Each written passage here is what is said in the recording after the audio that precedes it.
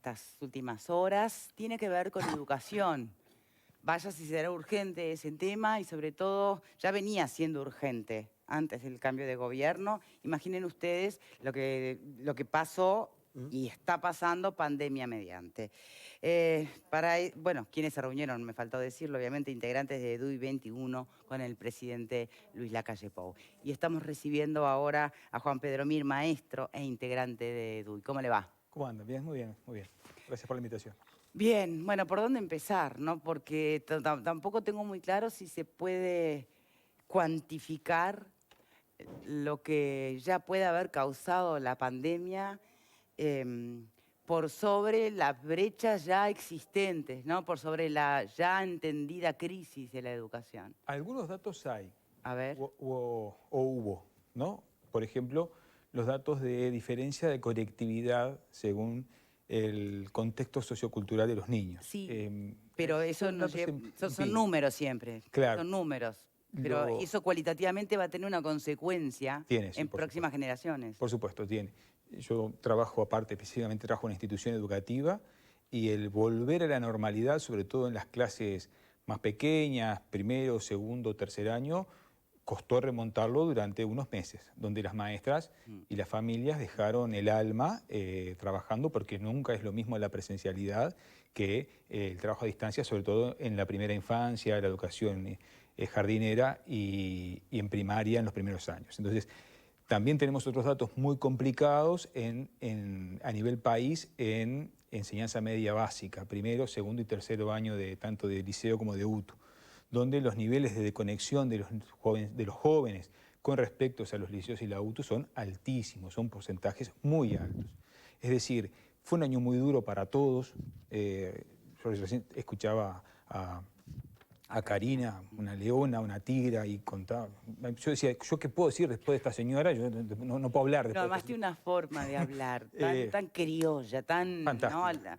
al pan pan. Y se vio en todo el tejido social y en las familias y en la educación, sin duda que el peso social, el peso de la suspensión de las clases fue muy grande, aunque Uruguay fue de los primeros países en el mundo que se esforzó por mantener la presencialidad. Eso yo creo que tenemos que sentirnos todos muy orgullosos. Bien, pero el gran desafío va a ir por ahí en el 2021, por tratar de mantener y aumentar eventualmente la presencialidad, Por supuesto. por afianzar la virtualidad. ¿Cómo Por va a supuesto. ser? Uruguay, y acá tomamos un poco, como EDUI, tomamos un poco el modelo de lo que, claro, nosotros corremos con 6 meses de diferencia con respecto al hemisferio norte. Sí. ¿Qué pasó en el hemisferio norte?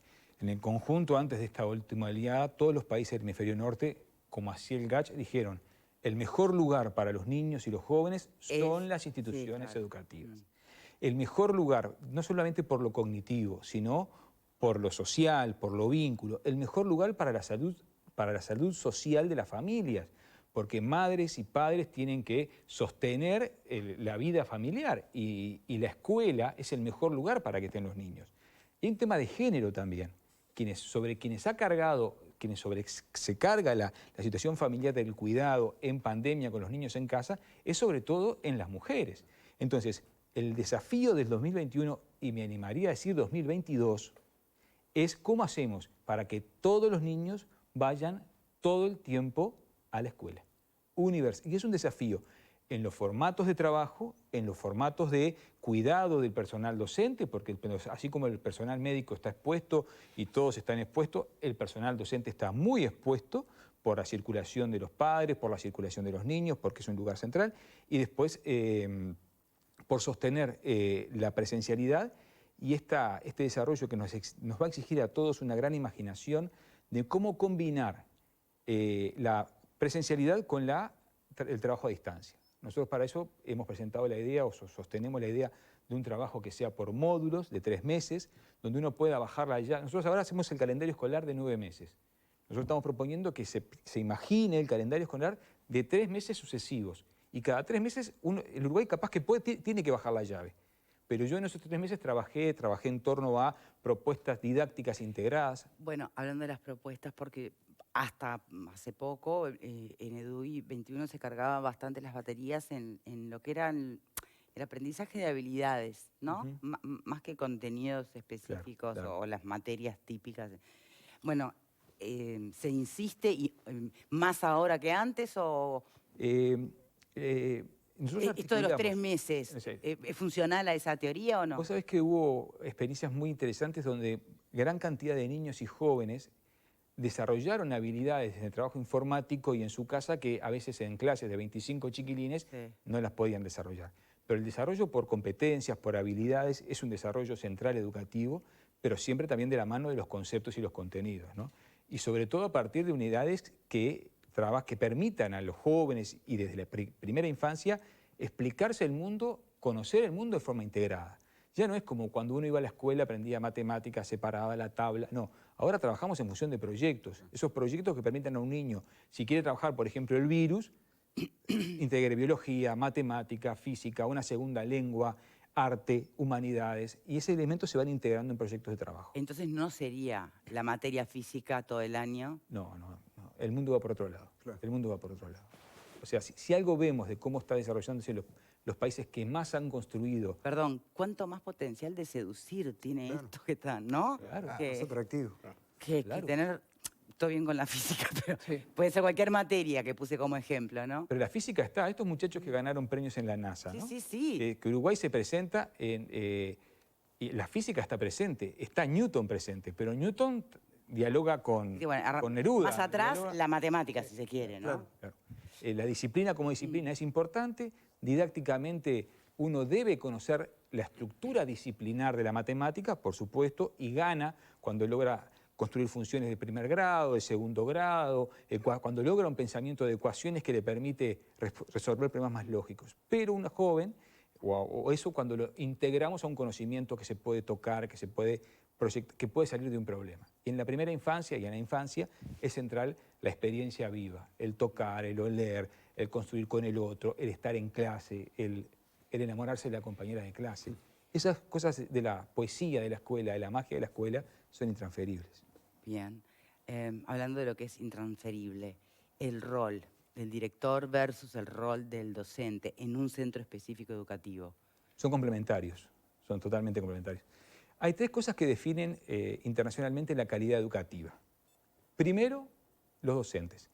El techo de cualquier proyecto educativo es la calidad de los maestros. Porque el maestro cierra. Yo fui maestro de clase 20 años. Uno cierra la puerta de la clase y está solo. Entonces, hay que trabajar por la autonomía y la profesionalización de los docentes. El segundo tema que incide en la calidad educativa es el equipo de gestión o liderazgo de cada centro educativo. Y un buen director, una buena directora, son las directoras que, hablo en femenino porque son enorme mayoría mujeres, que lidera los procesos educativos, que convence, que permite el liderazgo que se llama distribuido, que la que sabe más de arte desarrolle los proyectos artísticos, la maestra que sabe más de ciencias desarrolla los proyectos de ciencias.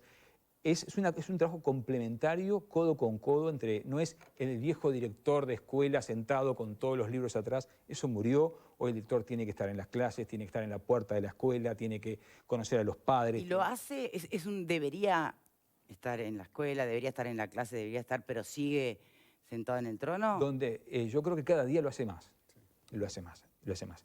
Y por mi experiencia directa en inicial y en primaria, cada día es más cercano porque a las escuelas que le va mejor, donde los niños van más felices y sobre todo donde los niños más aprenden, porque la clave de la escuela es que los niños aprendan, es las escuelas donde hay equipos de liderazgo consolidados y equipos docentes que trabajan con esos colegas. Bien. Panelistas, Pepe. Sí, no me voy a cansar a lo largo de este año y lo voy a seguir haciendo, y más particularmente hoy, en homenajear a las maestras y maestros de este país. Permanentemente, dejaron el alma en la cancha.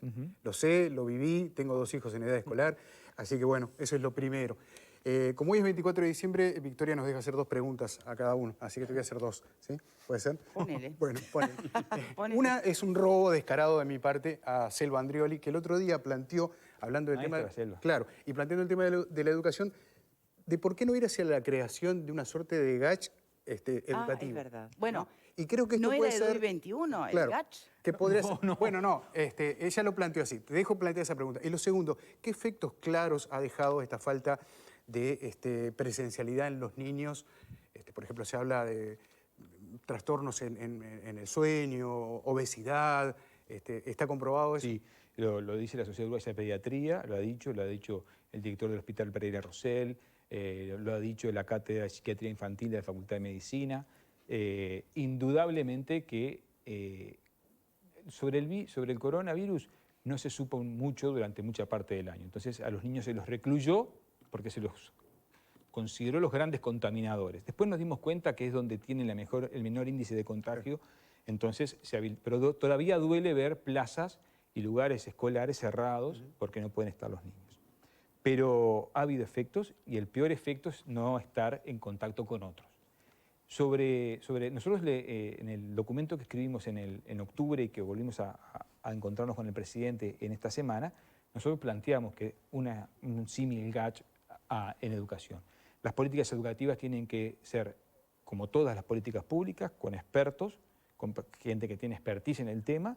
No hay mayor expertise que el de las maestras, porque son las que están en territorio, y las profesoras y los profesores, que son los que están en territorio, y las organizaciones sociales que están en torno a ellos, nosotros lo planteamos, pero por ahora no ha cuajado eso. Bien. Ok.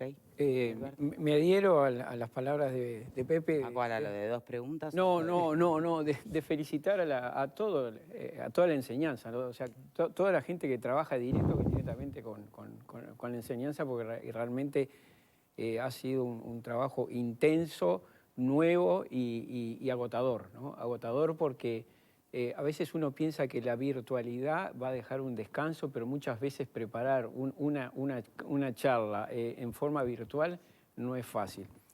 Mi pregunta es, ¿el año 2021 lo están pensando como un año normal o se están pensando en un año que también va a sufrir efectos de la pandemia? Totalmente.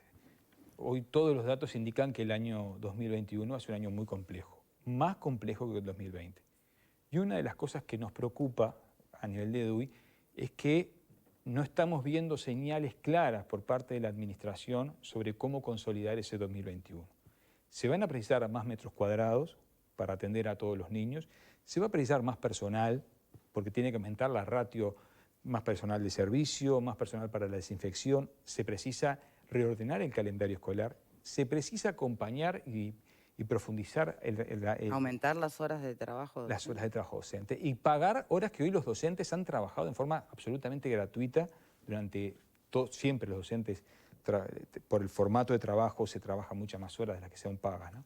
Pero va a ser un año muy complejo, por eso nosotros decimos, lo vamos a instrumentar concretamente en la institución que yo trabajo, lo vamos a hacer así, por estructuras por trimestre, de manera que uno pueda bajar la llave o pueda combinar. O que el maestro pueda estar dando la clase y aquel niño que se está hisopando o está en cuarentena pueda seguir la clase desde su casa porque pueda ser transmitida. Y al revés también, si el maestro está siendo hisopado, pueda a su vez, o está en cuarentena, pueda seguir con los niños yendo a clase. Entonces se precisa más personal. Bien, por acá, Marguerite. Sí, yo quería ir por la positiva. Bien. No, porque después de la reunión con la calle, yo tengo una crónica acá de Radio Universal. Te preguntaron y dijiste, no es un año perdido, fue un año difícil y muy cansador. Claro. Y Operti, que estaba contigo, y acá es donde quería ir, dice, los niños, niñas y adolescentes han desarrollado otro tipo de conocimientos y competencias y todas esas cuestiones hay que documentarlas para incorporarlas a la educación. Totalmente. Y a mí eso me gustó porque decir, bueno, no todo está perdido, no solo no está perdido, sino que extraemos algo positivo de todo este desastre. ¿Cuáles son esas competencias, esos conocimientos adquiridos que no se adquirían normalmente y se adquirieron acá? ¿Qué grado de utilidad tienen en la educación y cómo pueden documentarse? Que fue lo que dijo, tenemos que documentarlo. ¿Cómo se hace para documentar todo eso? Es fundamental que las instituciones aprendan de sí mismas, que haya una memoria institucional. En Uruguay, por lo general, había una querida maestra, Lucía Forteza, que decía, tenemos el síndrome de la quinceañera. Soñamos que la fiesta empieza cuando llegamos nosotros. Entonces, no hay memoria institucional en Uruguay, en general. Y a veces en los sistemas educativos tampoco. Cada año de gobierno cada ciclo de gobierno empieza... Como eso refundacional, vicio refundacional. Exactamente. Entonces, pero vuelvo sobre tus palabras, Uruguay como yo traté de decirlo al principio, fue un ejemplo mundial que retomó la presencialidad de las clases a menos de un mes y medio de haber, el 22 de abril me parece que fue que empezaron las clases en zona rural. Después fue paulatinamente. Los casos de contagio fueron marginales.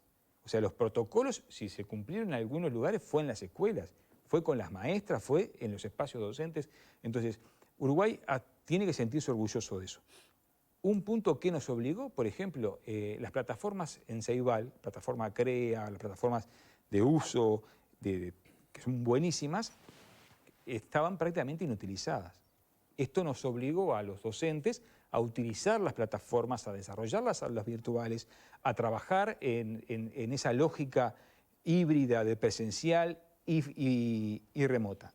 El tema es que el desafío es que una vez que pase esto, no se apague y volvamos de nuevo a la tiza, el pizarrón y el cuaderno, porque hay una potencialidad en esas herramientas digitales que son muy importantes. Igual, la segmentación entre los sectores incluidos, porque tienen conectividad, porque tienen hábitos, porque tienen una lógica funcional familiar que les habilita a tener funcional organizativamente al aprendizaje escolar, fue más fácil que aquellos sectores excluidos a eso. Entonces, tenemos mucho para aprender, para ordenar. Hay datos que nos dicen que hubo, en algunos lugares fueron mejores que otros, en todo el país, tanto sea en el interior como en Montevideo, pero hay que aprender de eso. Y es fundamental para nosotros que se desarrolle una lógica docente de trabajo híbrido, presencial y a distancia. Me dijo Pepe que tenía 2 preguntas. Sí, dale. No, porque es sobre lo mismo, porque dice otro tipo de conocimientos y competencias. Están circunscriptos a lo tecnológico, a esto que estás mencionando, la herramienta tecnológica. Y a las habilidades. Yo pensé que podía haber... No, a las ¿Esa es la resiliencia en general? La cantidad de los niños que aprendieron a Nosotros manejarse somos solos. sociedades que no hemos vivido grandes dramas nunca, ¿no? Colectivamente, ni guerras, ni inundaciones, ni terremotos. Esto es lo más colectivo que nos ha pasado, la crisis del 2002. Los niños se vieron mucho más autónomos. Se vio, al menos en mi experiencia concreta, los niños tanto de inicial como de primaria ganaron muchísima autonomía, ¿no? Muchísima autonomía en el desplazamiento, por ejemplo, en las instituciones escolares. Mejoró el clima de trabajo de las instituciones. Fue cuando hubo el parate, que después se volvió, y cuando los niños de inicial entran en el proceso de adaptación nuevamente, pensábamos volver a adaptarse después de apenas 2 semanas. Sí, sí, No. sí. El deseo de los niños de volver fue muchísimo mayor. Si recordamos cómo fue el año 2019 de conflictos entre maestros, que acuerdan de maestras golpeadas, este año no sucedió, porque entre otras cosas hubo una revalorización de las comunidades, como ustedes mencionaban, del valor de las maestras, de las directoras, de las inspectoras. Creo que se aprendieron habilidades y se aprendió a valorar, como todo, aprendemos a valorar lo que no se tiene. Qué La escuela interesante que le particular. haya traído esa colación. ¿Se acuerdan lo que fue? Programa por Sí, medio, sí. teníamos que hacer un programa sobre una maestra golpeada por la madre, brutal. por el adolescente, por Era el brutal. padre. Una vez que se ¿Cómo han cambiado restablezca, las cosas? pero una vez que se restablezca y que no haya más pandemia y se vuelva, se puede perder todo esto.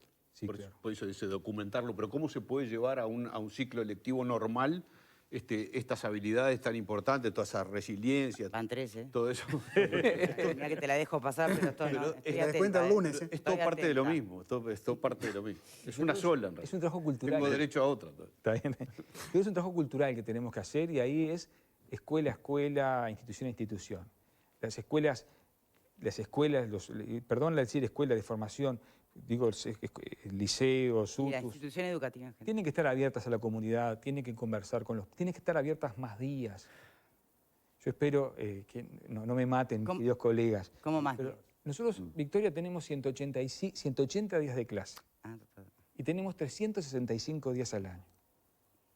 Las escuelas, como decía Varela, son del pueblo porque son el hogar del pueblo. Entonces, están muy bien ubicadas. Hay escuelas que están en el metro cuadrado más caro de cada ciudad departamental. Son campos deportivos, son espacios deportivos, hay liceos, hay escuelas técnicas, joyas arquitectónicas. No puede ser que estén cerradas la mitad del tiempo. A eso... Y entonces, reconstruir el tejido comunitario, dialogar Pero con la eso organización social. directamente nos lleva a replantearnos, bueno, Sí, claro. hay que pagar mucho mejor entonces Y el hay- trabajo Por docente. supuesto, y hay que utilizar recursos que hoy, clubes juveniles, espacios juveniles que están fuera de la escuela, dialogar con ellos. Hay un montón de recursos económicos que se utilizan paralelamente a la educación, por ejemplo, que destina el BPS, que destina el FONASA, que debe reintegrarse y repensar ese organismo educativo. A eso me refiero. Sí, a eso iba mi pregunta con el proyecto Verano Educativo, Claro, que existe, fantástico, es fantástico. fantástico. Pero el problema es que no se utiliza como debería de utilizarse, o por lo menos no se aprovecha como debería de aprovechar. Estamos hablando que en enero son 12.000 o 13.000 alumnos y en febrero otro tanto. Ahora se planteó que en vez de 120 escuelas sean 136, pero yo creo que tiene que tener bastante más apoyo eso. Porque, en primer lugar, venimos de un año de que en realidad tuvimos aproximadamente unos 3 meses sin clase, porque si en realidad comenzaron las escuelas rurales y demás, pero se regularizó los 90 días. Lo que bien vos decías, Juan, ahora, hemos perdido por lo menos del 30 al 35% de los días presenciales en las escuelas. La única forma que tenemos de recuperarlos es el verano educativo. Pero en realidad, en verano educativo, como la asistencia no es obligatoria, entonces ahí tenemos como un pequeño, a mi entender, desfasaje. Creo que habría que darle media vuelta de tuerca más para que sea aprovechado esos tiempos, porque creo personalmente, siempre lo he dicho, que 3 meses sin clases es mucho. Está estudiado eso cognitivamente. La Universidad de Harvard, a partir de David Perkins, que es un referente en psicología cognitiva, ha desarrollado que el formato escolar de los países latinos, el calendario escolar es el peor calendario imaginable, ¿no? O sea, nosotros estamos acostumbrados al viejo modelo, se terminaban las clases el 15 de diciembre, íbamos a la canchita de fútbol, estábamos y volvíamos en marzo. El tema era aquel Uruguay. Ese Uruguay ya no existe más. Claro. Entonces, lo que tenemos que repensar es el calendario educativo. El modelo nórdico, el modelo francés establece un calendario estival más acotado, después segmenta, vuelve a los 3 meses, establece vacaciones, que por supuesto los docentes tenemos, como todos los docentes, derecho a nuestras vacaciones y a ser mucho mejor remunerados. Pero vuelvo a Varela, la escuela es la casa del pueblo. También pueden entrar otros actores a las escuelas, profesores de educación física, educadores sociales, recreadores, la comunidad, madres, padres que pueden colaborar en talleres, etcétera, etcétera, clubes juveniles. Ese es el camino. Y la segunda, obviamente, cortita. ¿Por qué siempre hay problemas con la elección de horas? Todos los años siempre se da el problema de la elección de horas. Yo me voy a remitir, yo no voy a opinar. Te puse en un compromiso. No, porque no es mi área. Bueno, pero... o sea, yo no en lo que es mi área, por ejemplo, yo trabajo en formación docente y elijo en marzo, no hay posibilidad de problemas. Digo. Hay problemas en secundaria, pero no puedo desarrollar en eso porque la verdad que no manejo. Lo que sí está bueno, lo que sí es necesario, que las instituciones educativas tengan estabilidad. Y como está en la propuesta presupuestal, que acompaño en ese sentido totalmente la propuesta del gobierno, radicar la efectividad años. Que un docente esté por lo menos 3 años en una institución educativa. Y que no tenga todos los años que estar peleando por las horas para ver a dónde va a ejercer. Eso es inentendible. Es imposible, claro. Que es uno de los mayores problemas que tenemos también. Sí, pero ¿y por qué pero por qué pelean a veces por eso? Por tener esa flexibilidad los docentes. ¿Qué les beneficia poder la rotación? No, lo que plantean algunos docentes es que eso les permite elegir todos los años el lugar de trabajo. Y eso aparentemente es algo que no se quiere perder por parte, pero eso tendrían que preguntárselo a los representantes. Yo estoy convencido, yo y la literatura en general, estamos convencidos que como vuelve a tu planteo, ¿qué hace una escuela viva? Hace una escuela, un equipo director que lidere los procesos, una comunidad educativa acompaña y docentes que estén estables. Y para eso tiene que haber historia compartida. Exactamente. Porque si no, lógicamente se van dispersando esos esfuerzos. Si no, no funciona. Bien, tengo dos. Una. Dale. Porque estamos hablando mucho de lo que es por ahí primaria o secundaria, pero ¿qué hay de una UTU, por ejemplo? O centros donde el aprendizaje pasa por estar en contacto con una máquina. O sea, ahí la virtualidad no funciona del todo. Vos sabés que se han desarrollado mecanismos de trabajos prácticos por tutoriales, simuladores. El mundo informático es absolutamente imposible de acotar la expansión que tiene. Indudablemente hay trabajos prácticos, ya sea a nivel superior como a nivel técnico, que exige el trabajo con la máquina, pero eso cada día es menor, porque lo que más se desarrolla es el trabajo, sobre todo a nivel de programación y a nivel de Sí, pero siguen desarrollo existiendo lógico. oficios. Sí, los Sigue oficios. existiendo el que estudia carpintería. Sí, claro. Y sería bueno que la parte técnica estuviera atravesado todo el sistema escolar, no solo el auto. Que desde inicial, que el niño tenga vínculo con el trabajo técnico y manual. Hay toda una pedagogía nacional, desde Pedro Figari, desde la Escuela Nueva, desde una pedagogía nacional que establece que la escuela taller, la escuela granja, no es patrimonio solamente para el que no llega al liceo. Nuestra mano piensa. Nuestra mano piensa.